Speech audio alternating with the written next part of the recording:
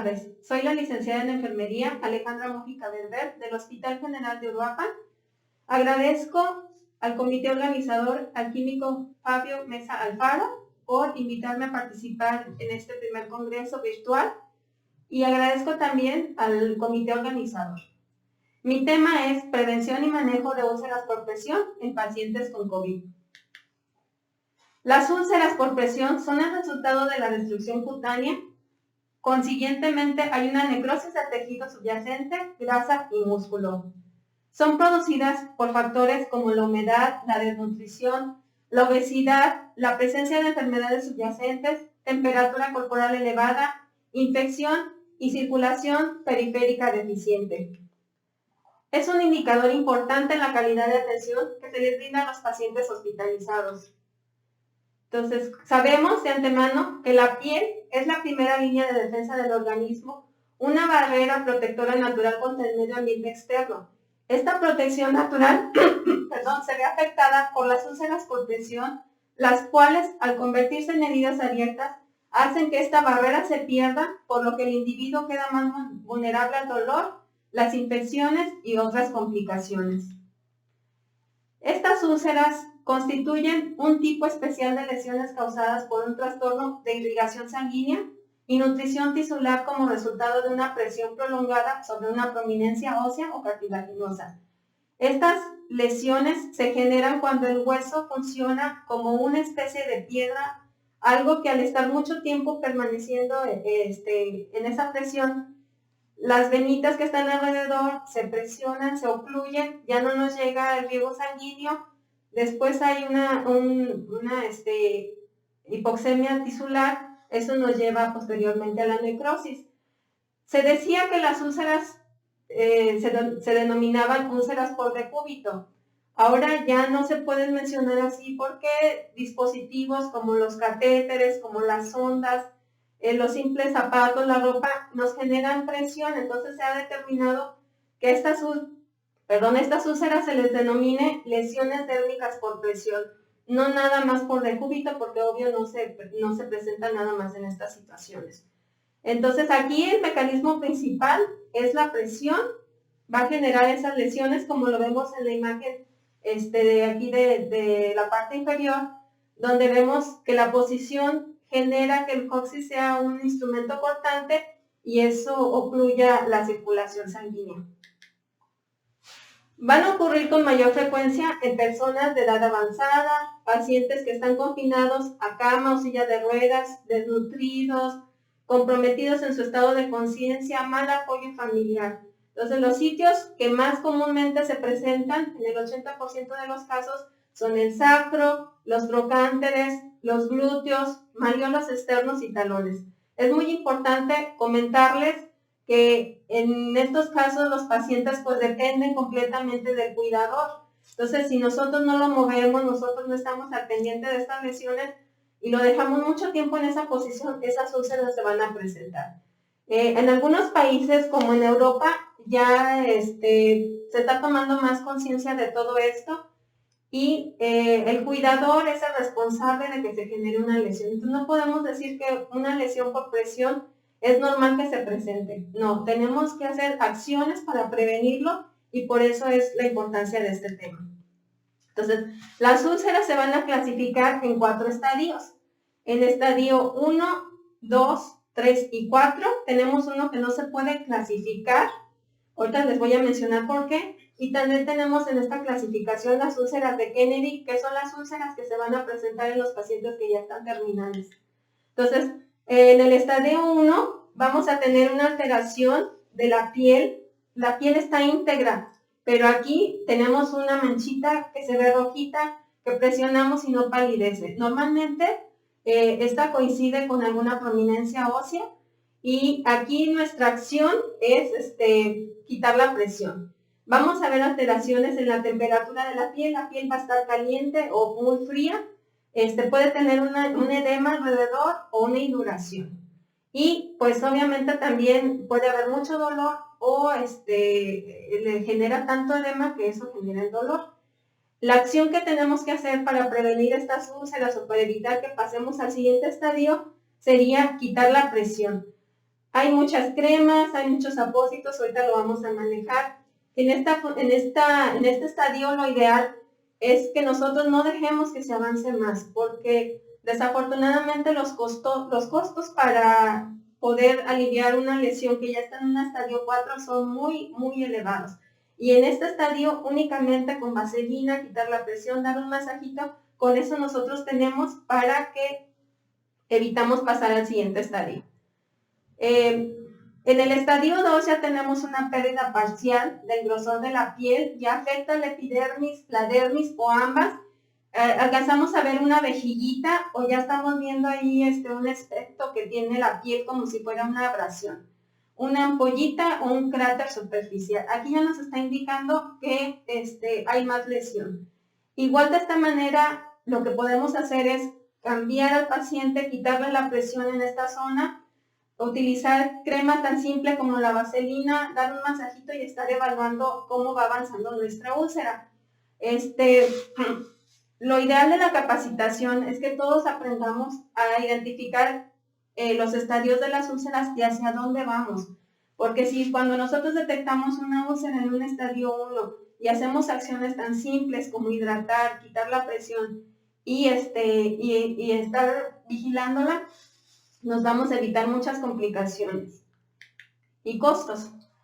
Y ya cuando pasamos al estadio 3 y nosotros no quitamos la presión y nosotros dejamos en la misma posición al paciente, vamos a llegar al estadio 3, que ya es cuando encontramos el grosor de la piel, ya tenemos necrosis, tenemos un tejido esfacelar. Aquí las úlceras ya nos están indicando que hubo mucho tiempo de presión. Cuando nosotros tenemos una úlcera con este tejido necrótico, ahí podemos nosotros manejarla como un estadio 3 o no clasificable, porque no podemos quitar la cosa, no podemos saber qué es lo que hay debajo. Hasta que no la quitemos, hasta que no debridemos, vamos a saber la realidad de esa lesión.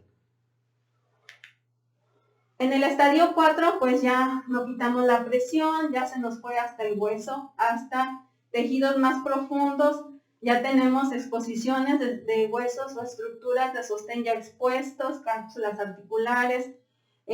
Son lesiones muy, muy importantes que pueden llegar a tener cavernas, tunelizaciones o unos trayectos muy sinuosos.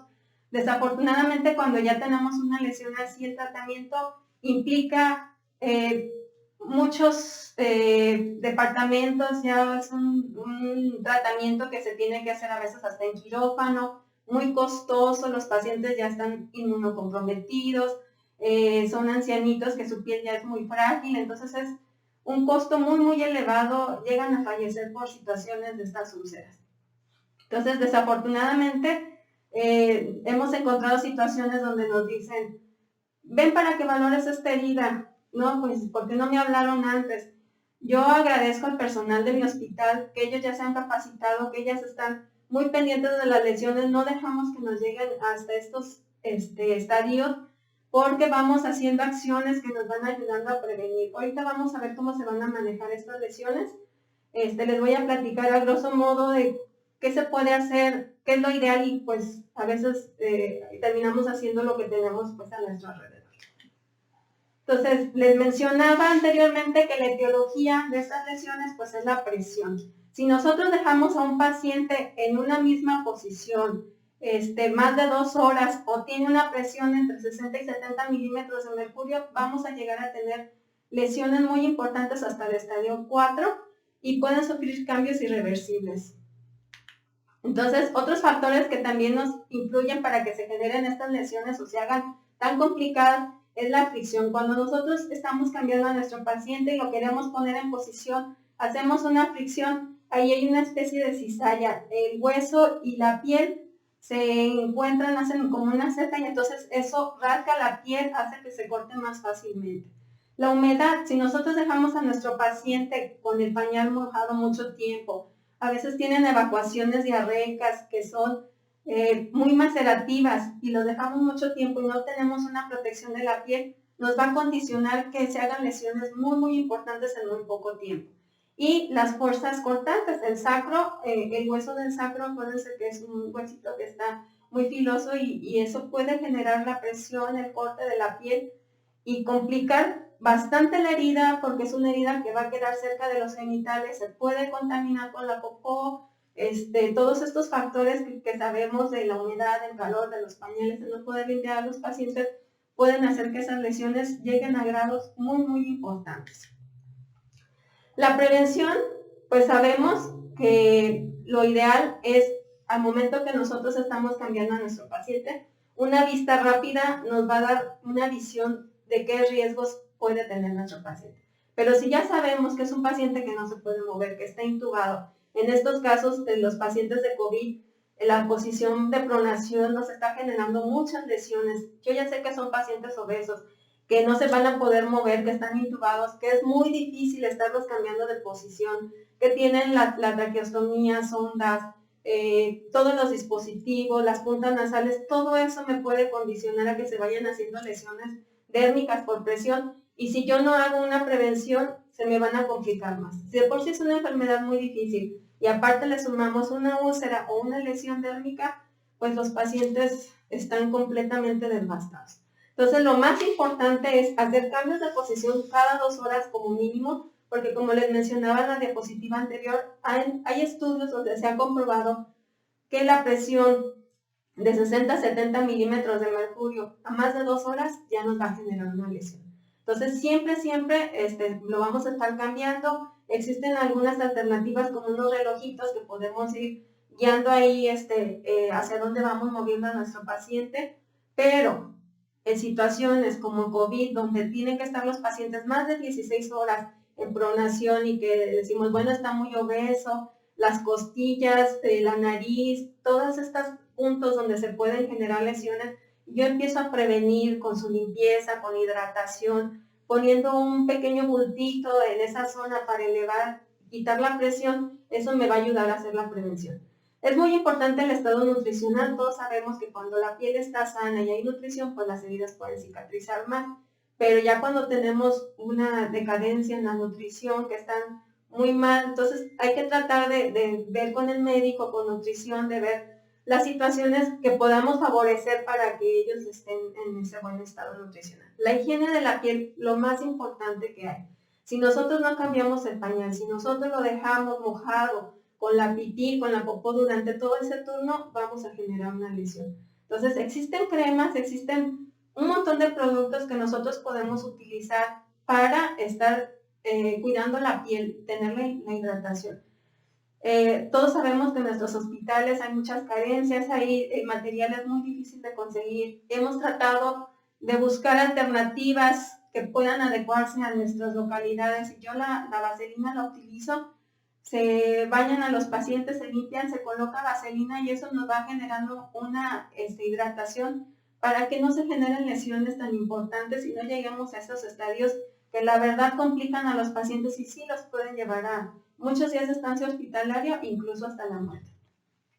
Los dispositivos anticompresión, tenemos ahora ya en el mercado colchones antescaras, cojines de gel, cojines de memory foam. Estos nos van a ayudar a disminuir un 50% la aparición de las úlceras, pero eso no limita a que nosotros tenemos que estar moviendo a nuestro paciente, estarle buscando alternativas para que no haya presión. Siempre al momento de que los cambiemos de posición, ver todos los puntos de presión, dejar amarillas entre las rodillas, los tobillos, los codos, el omóplato, todos los cartílagos y prominencias óseas las tenemos que cuidar.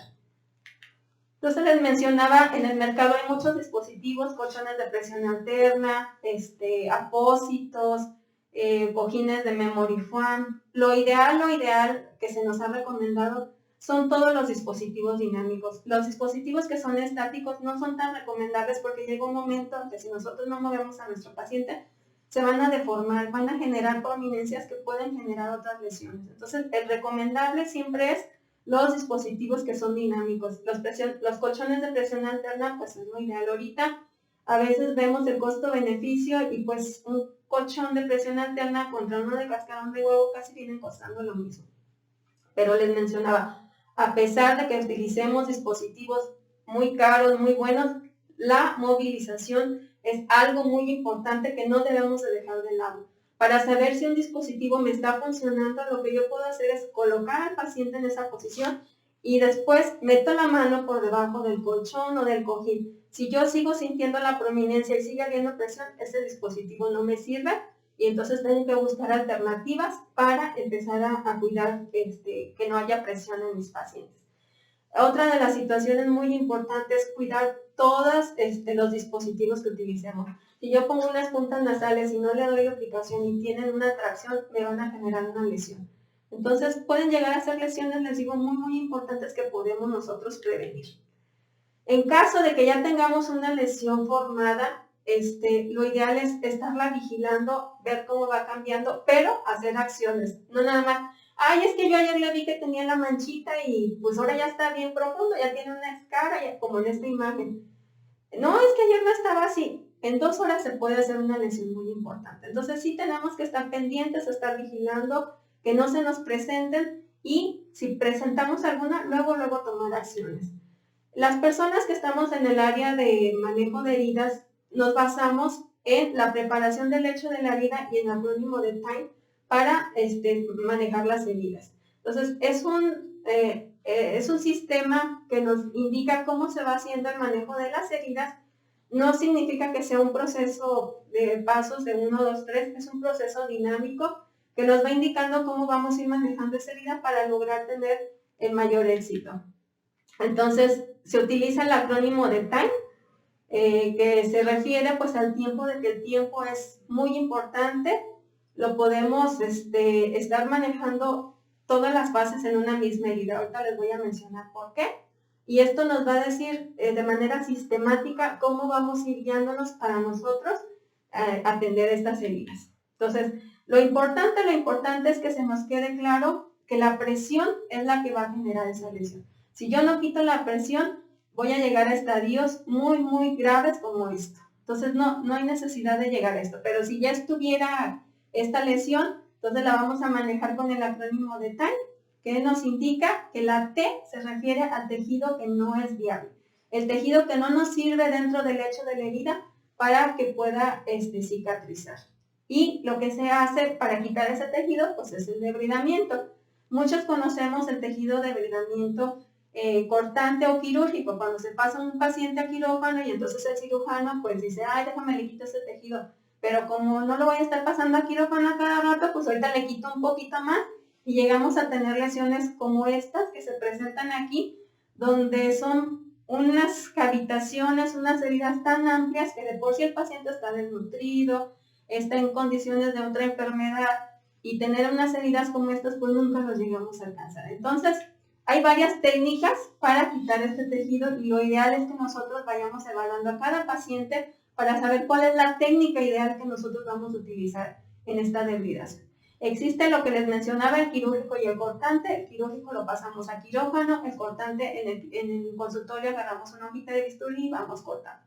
Si yo tengo un paciente donde su circulación ya esté muy deteriorada y entonces yo voy cortando y se me van necrosando, cada vez voy haciendo una lesión más importante. Entonces, al valorarlo podemos utilizar otro tipo de debridaciones como sería la enzimática, que es la base de unas cremas de colagenasa. Bueno, aquí puse una que es muy común, pero existen muchos productos en el mercado donde estas cremas lo que nos van haciendo es ir quitando el tejido de forma pues muy dócil, sin generar inflamación. Esto es importante porque si nosotros, les mencionaba, si hay problemas en la circulación y hacemos cortes, nos llevamos arterias, pues estas lesiones se hacen muy importantes. Y el debridamiento enzimático es un debridamiento muy práctico, que nosotros colocamos la crema, vamos gradualmente quitando el tejido necrótico y eso nos favorece porque al mismo tiempo va granulando. Lo que es la debridación autolítica es poner unas soluciones, dejar que se macere el tejido para irlo quitando de manera más fácil. A veces no es tan práctico porque tarda mucho tiempo, maceramos más la piel perilesional y eso hace que se haga una lesión más importante. El mecánico, bueno, va con una pincita, podemos ir jalando, vamos quitando lo que se pueda quitar. Y ahorita hay una técnica que está ganando mucho auge, que es el larval o el biológico, que se utilizan algunas larvitas de una mosca, que es una mosca que se cultiva, que se cuida en un laboratorio, de la cepa de Lucilla suricata.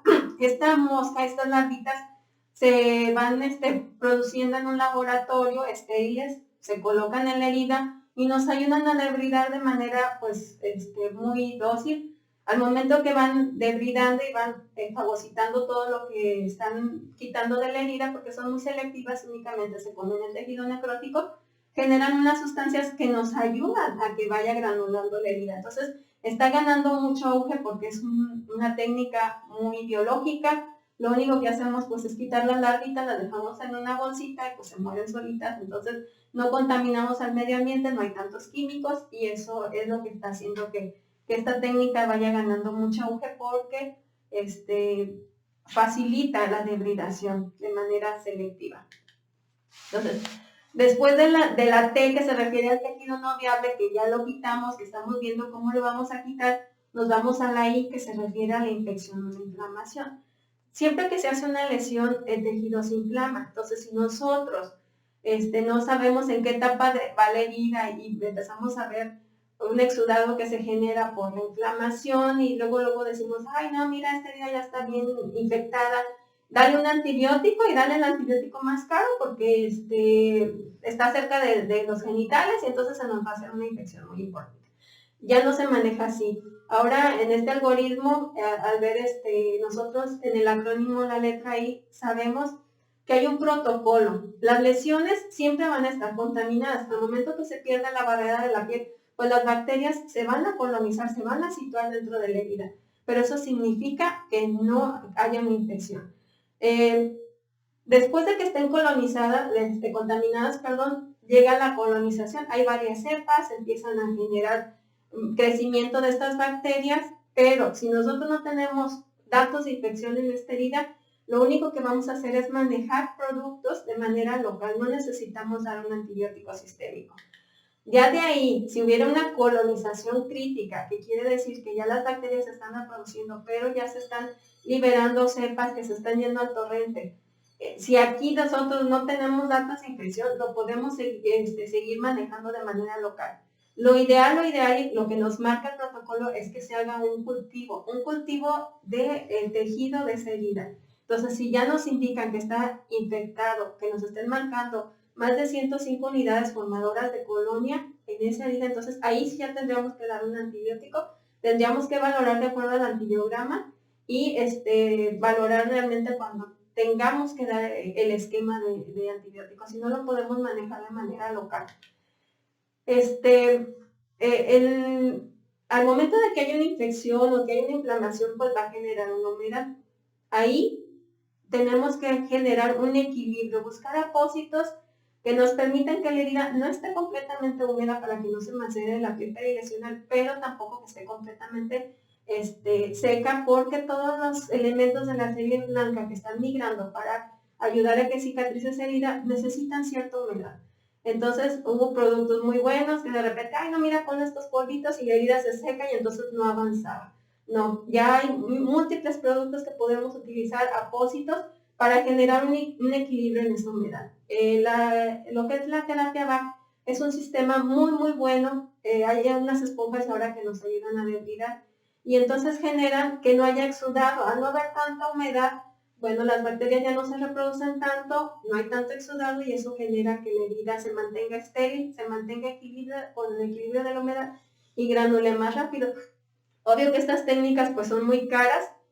A mí no me gustaría que llegáramos a estos extremos porque les digo, cuando tenemos una úlcera en el estadio 1, con simple vaselina, cambiarle posición, darle un masajito, estarlo cuidando a apósitos que nos llegan a durar hasta 7 días, que nos valen 100 pesos, pues el paciente está muy bien. Y en estos estadios, en el 4, donde ya se necesita terapia BAC, se necesita quirófano, días de hospitalización, una terapia BAC puede costar hasta 15,000 pesos en una sesión. Entonces, yo creo que aquí tendríamos que valorar el costo-beneficio. En lo que se refiere a la E, que nos marca el acrónimo, como lo vamos siguiendo, este se refiere al borde de la herida que no avanza, más que nada a la epitelización. Hay productos que nos ayudan a avanzar cuando una herida se detiene. Lo ideal es estimular los bordes, podemos hacer con una pincita, estar haciendo masajito para que el borde empiece a expandirse y no se epitelice por completo la herida. Existen también apósitos en el mercado, de matrices extracelulares, múltiples productos que nos ayudan a generar un injerto sin tener que hacerle otra lesión al paciente. Pero les mencionaba, estas etapas del time no significa que va 1, 2, no son consecutivos, son dinámicos. A veces podemos encontrar una herida como donde tenemos que quitar un tejido necrótico, hay mucho exudado, en unas partes ya está granulando, entonces es ir adecuando el hecho de la herida de acuerdo a cómo se va presentando. Entonces, ya cuando nosotros logramos sanar nuestra herida, hay que seguir cuidándola para que la piel madure, quitarle la presión, y entonces ya con esto vamos a lograr que no se vuelva a abrir. Yo los invito a que conozcan, a que se capaciten. Quiero agradecerles completamente al personal de enfermería de mi hospital, que cada vez están más humanizados. Siempre nos guiamos en todas las teorías, estamos diciendo todo el tiempo, este paciente le puedo hacer esto, nos guiamos mucho a la humanización de nuestra actividad. Entonces están capacitándose para poder identificar las úlceras en los primeros estadios, no llegar a esos grados, siempre estar pendientes de que, oye, se le está haciendo una lesión, ¿qué le pongo acá? Yo quiero agradecerles por toda la atención que han tenido en este tiempo de COVID, que los pacientes han estado bien cuidados gracias a ellas. Muchas gracias. En estos momentos estará abierto un chat para que nos hagan llegar sus preguntas y se las contestaremos de manera personal. Muchas gracias. Muchas gracias. A nombre de nuestro secretario general, el químico Fabio Mesa Alfaro, entrego este presente y este reconocimiento. Muchas gracias por participar en nuestro primer Congreso Virtual de Enfermería, Ciencia e Innovación Profesional a través de la teoría de Florencia Negri. Muchas gracias por tu participación y por tu apoyo. Muchas gracias.